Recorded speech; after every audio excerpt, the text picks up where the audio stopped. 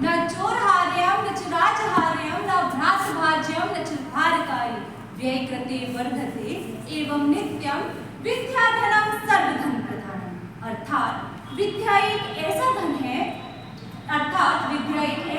है जिसे न बांटा जा सकता है, न लूटा जा सकता है और न चुराया जा सकता है, क्योंकि विद्या सर्वोपरि है। वो पूर्ण तब होती है जब उसमें परंपराओं का समावेश भी होता है। सभागार में उपस्थित सभी को मेरा सादर प्रणाम।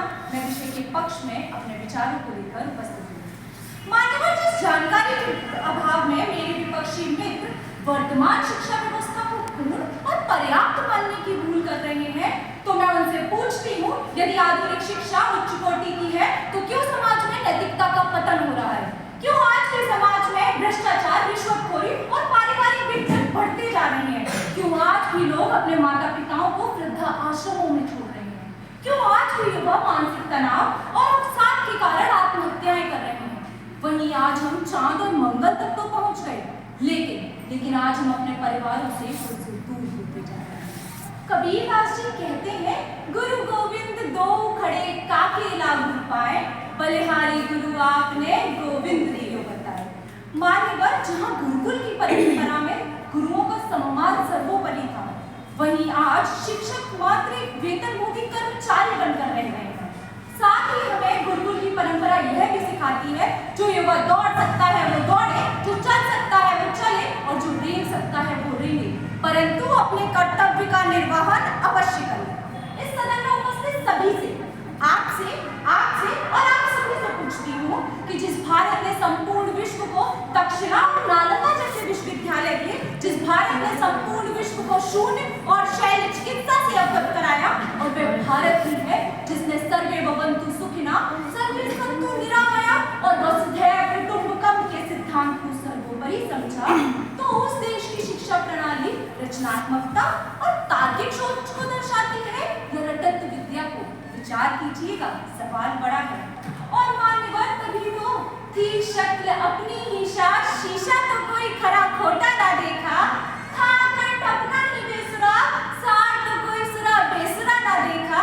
ये तो अपनी सोच की बात है, तुमने कुछ भला ना देखा, हमने कुछ बुरा ना देखा। और मान्यवर, मैं विषय के पक्ष में खड़ी होती हूँ तब जब हमारे देश की शिक्षा प्रणाली को आधुनिकता की चमचमाती दौड़ में धंधा बना दिया जाता है। मैं विषय के पक्ष में खड़ी होती हूँ तब जब हमारे देश के युवाओं को जस्टिन बीबर, माइकल जैक्सन और टेलर स्विफ्ट के गाने तो याद रहते हैं, परंतु अपने देश की धरोहर और अमूल्य गायन से भी अपरिचित रहते हैं। मैं विषय के पक्ष में खड़ी होती हूँ तब जब वे हैलोवीन और न्यू ईयर जैसे त्योहार तो बड़े जोर शोर से मनाते हैं, परंतु अपने देश के पर्वों के वे ना मायने जानते हैं और ना उन पर गौरवान्वित महसूस करते हैं। इसीलिए मान्यवर, हमें समझना होगा कि लगा गेहूं में कीड़ा, अगर बाहर से मंगवाओगे, भुना हुआ चरित्र देश का कहां से लाओगे?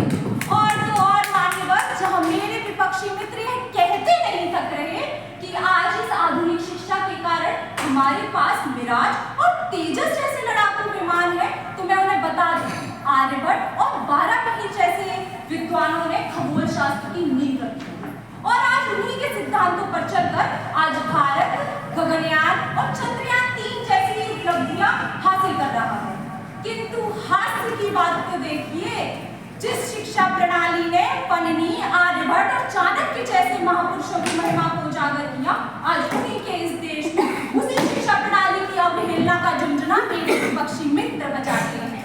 और अंत में मैं अपने विपक्षी वक्ताओं से बस यही कहना चाहूंगी कि योगेश्वर को चक्र उठाना ही होगा,